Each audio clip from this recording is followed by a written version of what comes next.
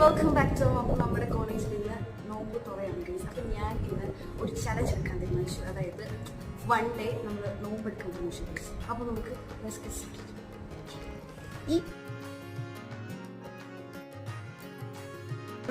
Hello guys, നമ്മുടെ നോമ്പ് തുറ ഡെക്കറേഷൻസ് പരിപാടികളൊക്കെ നമ്മൾ പണിയെടുത്തിട്ട് മടുത്തിരിക്കുകയാണ്. ആദ്യം കുടിക്കാതിരിക്കുകയാണ്.